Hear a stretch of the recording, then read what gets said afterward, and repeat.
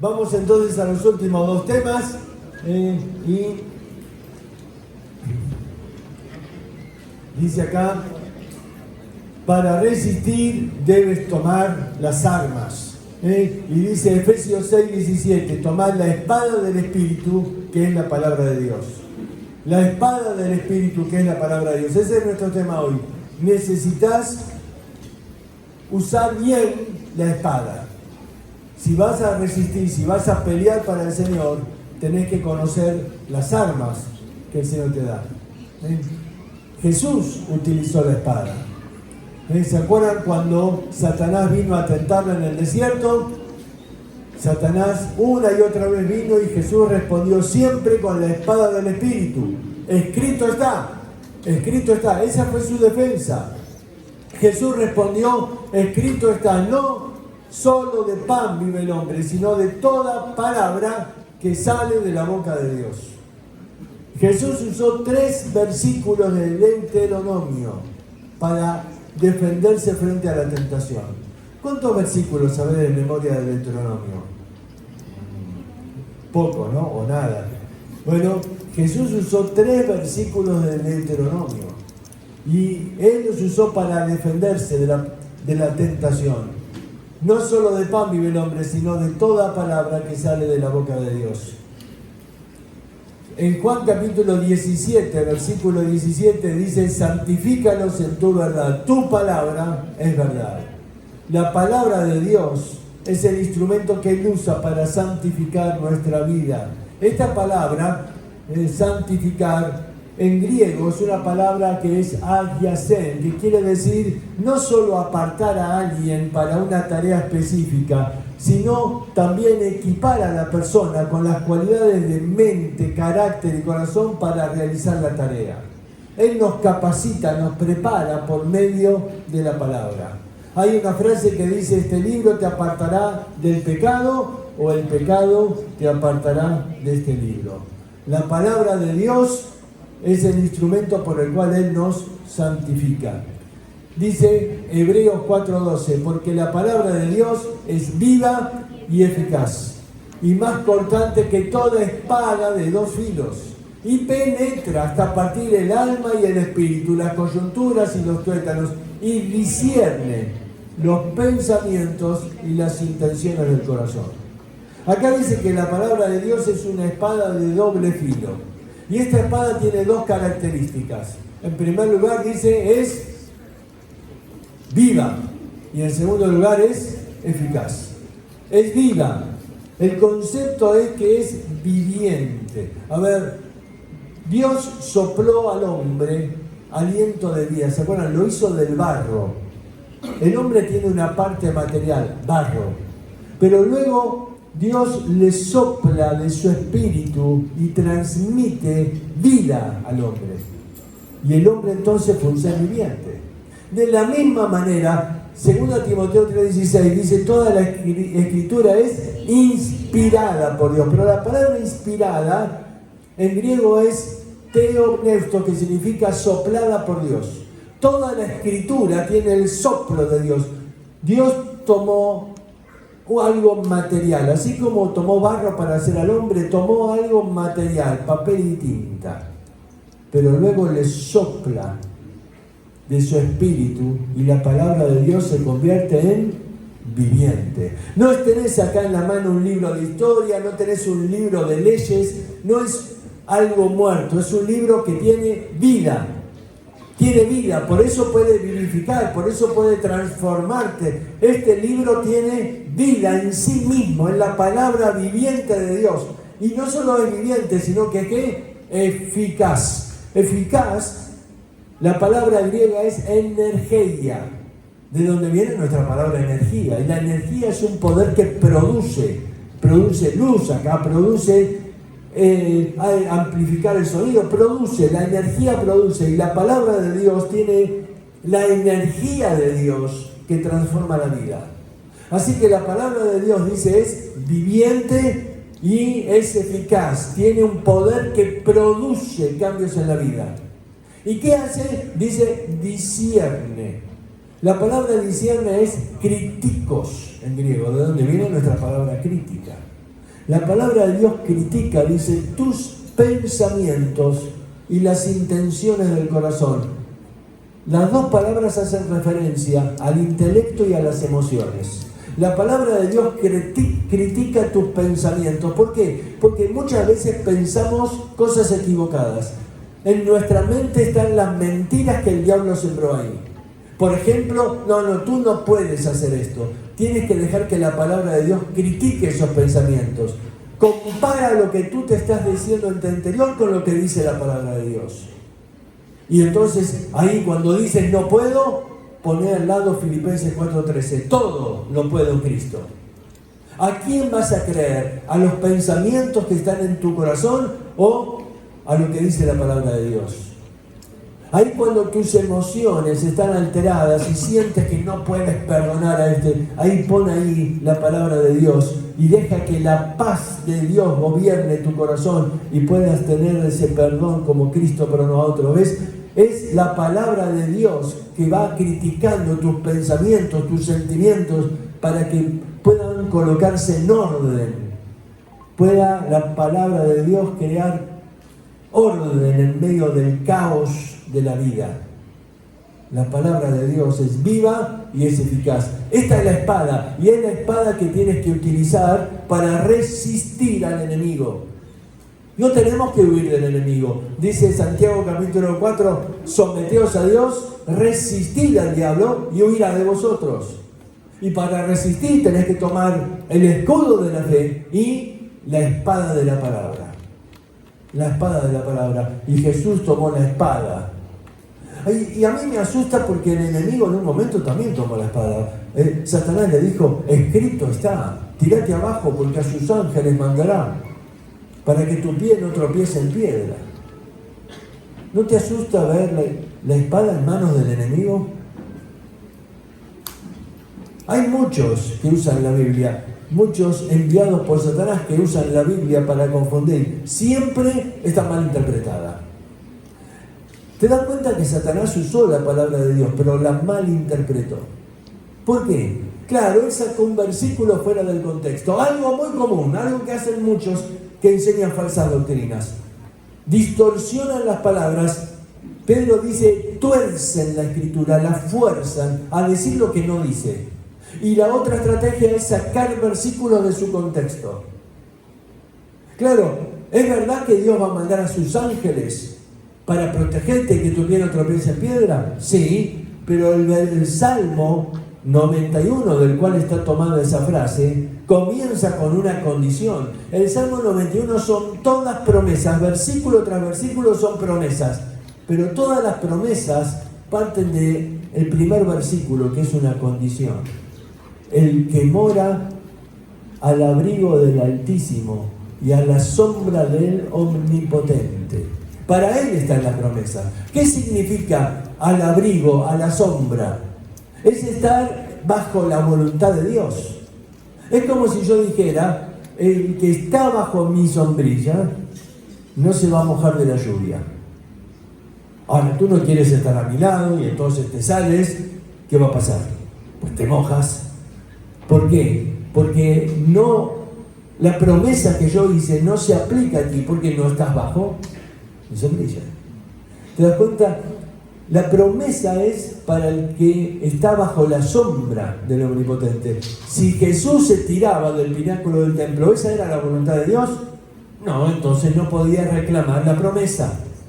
¿Ves? Satanás usa la palabra, pero la usa mal. Pero Jesús respondió, escrito está también. Escrito está también. Y esto nos enseña que la Biblia explica la propia Biblia. Escrito está también. Y cuando alguien viene con un versículo mal usado, cita la Escritura. Escrito está también. A ver, dice, toda la Escritura es inspirada por Dios y útil para enseñar, para redarguir, para corregir, para instruir en justicia. Toda la Escritura tiene el soplo de Dios y es útil. ¿Para qué? 4 cosas. Dice ahí, en primer lugar, es útil para enseñar.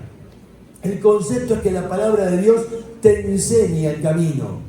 Pero también es útil para, dice, redarguir. Esto es enseñarte que te has apartado del camino. Te enseña el camino, pero luego redarguir es mostrarte que te has alejado del camino de Dios. Y luego dice que es útil para corregir. Esto significa volverte al camino. Te muestra dónde está el pozo, te muestra que te caíste en el pozo, pero también es útil para sacar a alguien del pozo, para corregir. Y por último, para instruir. Y esto es darte los principios para que no vuelvas a caer en el mismo pozo. Ponerle ahí un cerco para que no vuelvas a caer. Es decir, la palabra de Dios es útil en el aconsejamiento. ¿Sabes? Si vas a estar en el liderazgo, gran parte de tu ministerio consiste en aconsejar a otros, en ayudarles a salir del pozo en el cual cayeron y en enseñarles los principios para no volver a caer. Y para todo eso es útil la palabra de Dios. ¿Sabes? Muchos hoy recurren a la psicología, a filosofías, a herramientas y armas que tiene el mundo.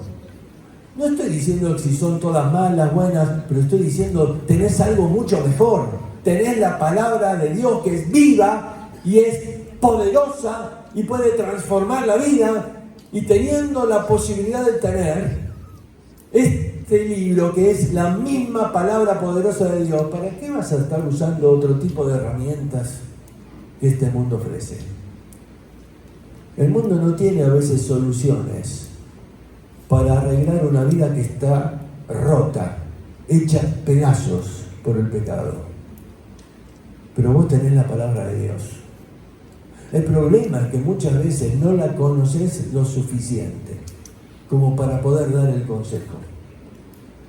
Por eso, fíjate lo que dice: a fin de que el hombre de Dios sea perfecto, completo, enteramente preparado, enteramente equipado para poder realizar toda buena obra. Es la palabra de Dios la que te capacita para hacer la obra de Dios. Es la palabra de Dios la que te prepara para que puedas estar equipado y puedas entonces dar el consejo. Por eso Jeremías dice: fueron halladas tus palabras y yo ¿qué? Las comí. Las comí. Me encanta esta otra versión. Fíjate cómo dice. Dice: Señor, cuando hallé tus palabras, literalmente las devoré. Literalmente las devoré. Tus palabras son el gozo y la alegría de mi corazón. Jeremías dice: cuando encontré tu palabra, me la devoré. Y tu palabra es el gozo de mi corazón. ¿Sabes? Te tenés que comer este libro. ¿Por qué? Porque acá está el secreto. Acá está todo lo que necesitas para el ministerio. Acá está toda la riqueza de la sabiduría de Dios para poder ayudar a las personas, para poder darles el consejo oportuno, para poder darle vida a aquellos que han caído y que están rotos. La palabra de Dios. Tenés que conocer la palabra, tenés que comerte la palabra, te la tenés que devorar. ¿Sabes? Yo creo que muchos acá todavía necesitan tomarse tiempo. Hoy tenés cantidad de recursos. Podés venirte acá al CCM, podés ir a un instituto bíblico, podés estudiar online, podés tener cantidad de recursos. Hoy no hay excusa. Hoy no hay excusa. Yo creo que tenés que tomar tiempo para estudiar la palabra a fondo. Mira, a veces dedicás un montón de años de tu vida en la escuela a estudiar cosas que quizás no las vas a usar nunca. ¿Qué tal si dedicás un poco de tiempo a estudiar algo que te va a servir para toda la eternidad? Porque Jesús dijo: los cielos y la tierra pasan, pero mis palabras ¿qué? No pasarán. Dice: porque los labios del sacerdote han de guardar la sabiduría, y de su boca el pueblo buscará la ley, porque el mensajero es de Jehová de los ejércitos. Dice: de su boca el pueblo va a buscar la ley, el pueblo va a buscar el consejo. El concepto es que los jóvenes o los niños con los cuales trabajas, ellos te ven como el mensajero de Dios. Y de tu boca ellos van a buscar el consejo de Dios. Y por eso tenés que estar preparado para saber qué consejo dar, para saber qué respuesta dar cuando alguien viene con una pregunta, para que alguien pueda sentir que le transmitís no consejos humanos, no conceptos del mundo, sino que les transmitís la misma palabra de Dios, el consejo de Dios para su vida. Dice Isaías capítulo 55, dice: mi palabra que sale de mi boca no volverá a mí vacía, sin haber realizado lo que deseo y logrado el propósito para el cual la envié. Mira, el poder está en la palabra, no en el predicador. Y dice: mi palabra no vuelve vacía, sino que va y cumple con el propósito de Dios. La palabra de Dios es la que tiene poder. Pablo dice en Romanos capítulo 1, no me avergüenzo del Evangelio. ¿Por qué? Porque es poder de Dios. El Evangelio, no yo. Es la palabra de Dios la que tiene el poder de Dios. Fíjate este texto. Dice: por lo cual, desechando toda inmundicia y abundancia de malicia, recibí con mansedumbre la palabra implantada, la cual puede, ¿qué? Puede salvar. La palabra tiene el poder de salvar el alma. Y hay una foto y uno dice: ¿qué tiene que ver un tipo fumando ahí? Bueno, porque me hace recordar una historia. Un hombre estaba repartiendo Nuevos Testamentos, muchos lo conocen, de estos de los Gedeones, en una cárcel. Y fue ahí a un hombre que estaba en una cárcel, en una de estas prisiones solitarias, no sé cómo las llaman, ¿no? Donde los ponen para castigo. Es una habitación muy chiquita, sin ventanas, sin nada, están aislados. Este hombre no lo podía ver, sino que por la indija por donde le pasan el plato de comida, le pasó el Nuevo Testamento. Y adentro el hombre le dije: nada, lléveselo, no me interesa. No, acá está. Y el hombre le dice de adentro: mire, le voy a decir la verdad. Este librito tiene hojas muy finitas y son muy buenas para armarme mis cigarros. Si usted me lo deja, yo me lo voy a fumar. Y el hombre le dijo: bueno, pero con una condición. Vas a cortar una hoja para armarte el cigarro, pero antes de armarte el cigarro, lee lo que dice esa hoja. Bueno, está bien, dice. Aceptó el desafío. Y entonces le dejó el Nuevo Testamento. Viene un mes o 2 meses después a verlo. Y entonces pasó por ahí y le dice: ¿y? Y este hombre le dice de adentro: mira, te voy a contar. La verdad es que hice lo que me dijiste y me fumé Mateo. Y después me fumé Marcos. Y me fumé Lucas. Pero cuando me estaba fumando Juan, ya no aguanté más. La palabra de Dios llegó a mostrarme que necesitaba nacer de nuevo. Y ahí yo acepté a Cristo como mi Salvador. ¿Tienes otro Nuevo Testamento? Porque este lo tengo por la mitad. La palabra de Dios tiene poder. ¿Sabes? Necesitas tomar tiempo para estudiar la palabra. Deja que la palabra de Dios actúe en tu vida.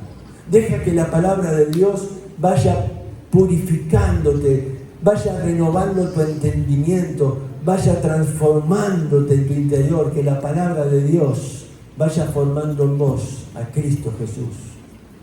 Deja que la palabra de Dios actúe en tu vida. Es la palabra poderosa de Dios. Tenés que tomar tiempo para estudiar la palabra. ¿Sabes? Jesús tomó tiempo para estudiar la palabra. Dije recién que él usó Pentateuco para defenderse frente a la tentación. Usó Deuteronomio. A los 12 años, ¿te acordás que los padres buscaban a Jesús? ¿Dónde estaba Jesús? En el templo. En realidad él estaba ahí porque Lo estaban examinando. A los 12 años, el niño era examinado. Y el niño tenía que saber a los 12 años el Pentateuco de memoria. Sí, todo Génesis, todo Éxodo, todo el Levítico, todo Números y todo Deuteronomio. Todo de memoria. Y recién ahí, si aprobaban eso, entraban en una segunda etapa de preparación. Y ahí tenían que memorizar a los profetas. Por eso Jesús dice, todo lo que está escrito de mí, en la ley, el Pentateuco, en los salmos, los poéticos y en los profetas. Porque en estas tres partes estaba dividida la escritura y el niño tenía que aprenderla y después el joven. Claro, muchos ya no lograban avanzar y renunciaban. Pero Jesús llegó a ser un rabí, un maestro. Él había dedicado tiempo a estudiar la escritura. Y la escritura es lo que te va a capacitar para ser un instrumento de ayudar a otros. Tenés que invertir tu tiempo en estudiar la palabra. Deja que la palabra de Dios actúe en tu vida, porque dice el Salmo 19, fíjate, vamos a leerlo juntos.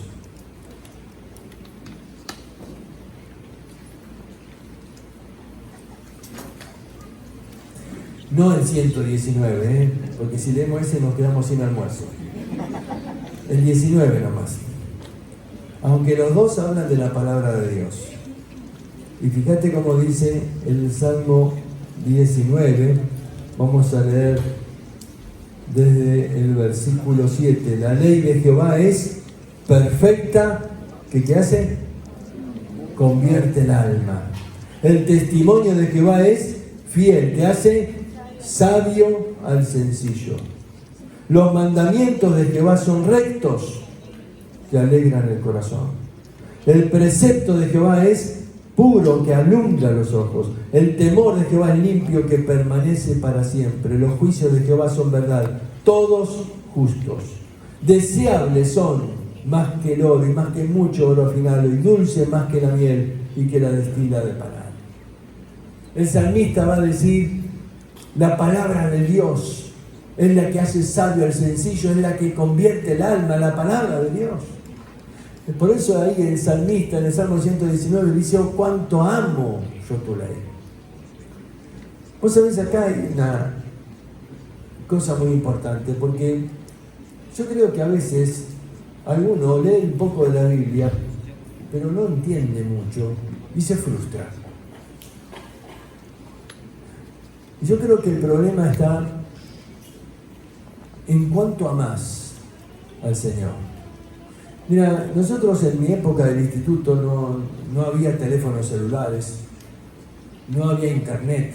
Y vos decís, pero ¿era posible la vida en aquel tiempo? Sí, se podía vivir sin internet. Era la prehistoria, pero bueno. Pero el asunto es que cuando alguien venía a estudiar y, por ejemplo, dejaba a su novia o a su novio en otro país, la única manera de comunicarse es como hacían ahí en la edad de piedra. Era escribir una carta y mandarla por correo. Y esa carta por ahí tardaba un mes en llegar. Y entonces las cartas se repartían en la cena. Y entonces ahí llamaban a alguien, y por ahí el que daba la carta decía, esta tiene perfume. ¿No? Y entonces ahí pasaba, ¿no?, la señorita a buscar la carta. Y a veces algún muchacho se la sacaba, a ver qué te dice, y la leía así rápido, ¿no? Y se reía. Pero ella agarraba la carta y la leía una vez, 2 veces, 148 veces. Y hacía un análisis, una exégesis de la carta. Dice, querida mía, me dijo querida. A ver, ¿cuál será la palabra griega para querida? A ver, ella no se cansa, porque claro, no iba a recibir otra carta hasta por ahí 2 meses después. Para ella, esa carta era muy importante. ¿Por quién? ¿Qué hacía la diferencia? A ver, el otro leyó la carta y no le dio mucha importancia. Para ella era la carta de quién? de su amado. ¿Ves? Cuando vos tomás la Biblia y es la carta de tu amado, ahí la analizás a fondo. ¿Qué me quiere decir mi amado? Hay otros que agarran la Biblia, unos segundos, pum, la cierran, ya está. Ya hice mi hora silenciosa. ¿Sabes? El que me transmitió mucho esto fue un hombre que se llamaba Richard Humbran. Quizás alguno leyó o escuchó de su libro, Torturado por Cristo.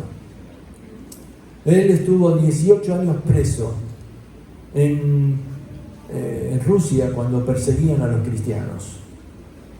Y este hombre nos contaba, nos mostró una Biblia así chiquita. Y él nos dijo, yo doy gracias a la gente acá en Occidente porque hizo esta Biblia con un papel y una tinta que no se desharcen con el agua.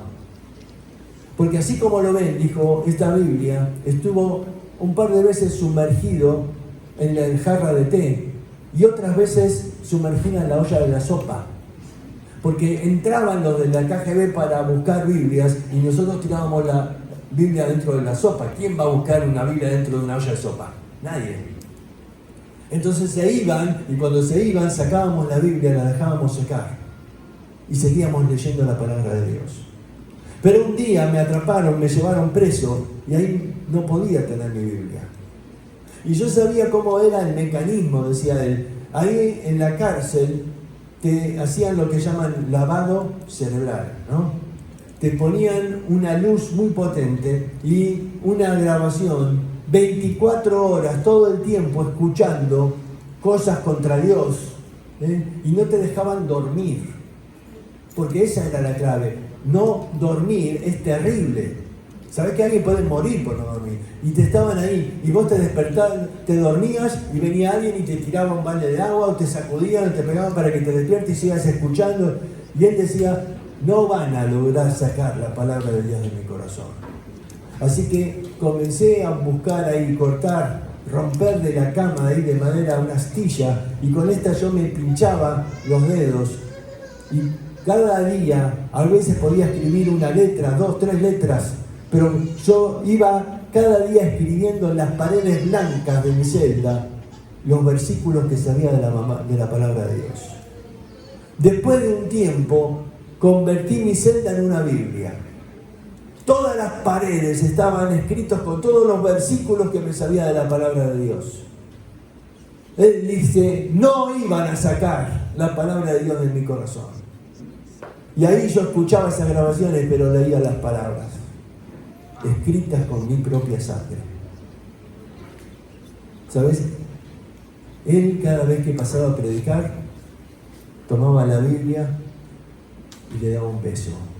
Decía, yo amo este libro. Y dice, yo no entiendo a muchos acá en Occidente que tienen 2, 3, 4 Biblias tiradas en su casa, llenas de polvo.